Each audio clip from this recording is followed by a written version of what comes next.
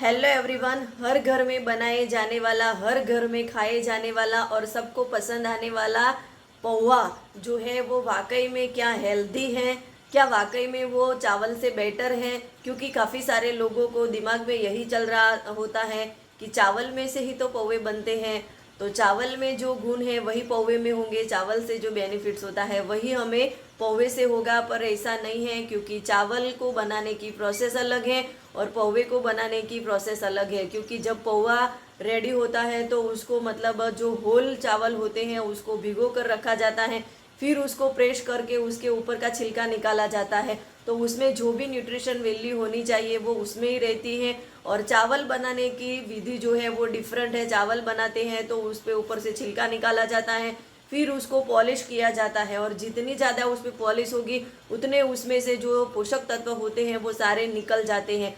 यानी कि इससे ही हमें पता चल जाता है कि पोहा जो है वो हमारी हेल्थ के लिए बहुत ही अच्छा है। और पोहे में जो है वो चावल से थोड़ी कम कैलोरी भी पाई जाती हैं, और 100 ग्राम पोहे में लगभग 346 जितनी कैलोरी पाई जाती है। और पोहा जो होता है उसमें प्रोटीन की मात्रा भी अच्छी होती है, तो प्रोटीन जो है वो हमारे मसल्स को बिल्डअप करने के लिए बहुत ही हेल्पफुल होता है। और साथ में सबसे ज़्यादा पोहे में जो है वो आयरन पाया जाता है, और आयरन जो है वो हमारी बॉडी के लिए बहुत ही हेल्पफुल होता है।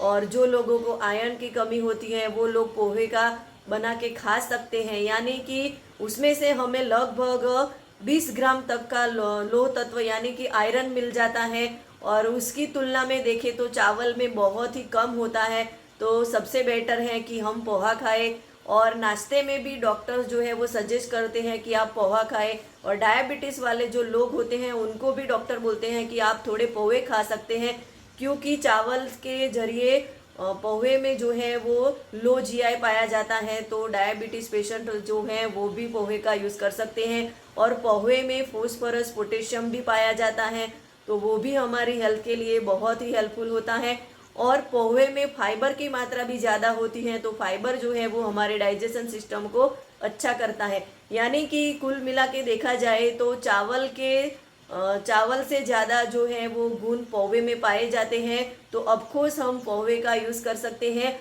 और हमें और पोहे को ज़्यादा न्यूट्रिशन वैल्यू वाला बनाना है तो जब हम पोहा बनाते हैं तो उसमें हर तरह की सब्जी हमें उसमें डाल देनी है। तो हर तरह की सब्जी हम उसमें डालेंगे तो सब्जियों में जो न्यूट्रिशन होता है वो पोहे में मिक्स हो जाएगा, तो उसकी वजह से पोहे के न्यूट्रिशन वैल्यू जो है वो बढ़ जाएगी, फाइबर की मात्रा भी बढ़ जाएगी, कार्बोहाइड्रेट भी थोड़ा कम हो जाएगा।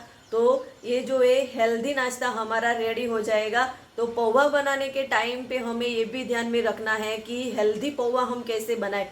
ज़्यादा वेजिटेबल डालेंगे तो हमारा पोहा जो है वो हेल्दी रहेगा, पर उसमें हम ज़्यादातर जो लोग क्या करते हैं कि जब पोहा रेडी हो जाता है तो उसमें सारे लोग जो है उसमें कुछ ना कुछ नमकीन डाल के खाते हैं, और नमकीन जो होता है वो तेली होता है, वो क्योंकि वो फ्राई करके बनाया हुआ होता है, तो वो पोहे हमारे जो है वो हेल्दी होने की वजह से अनहेल्दी हो जाएंगे।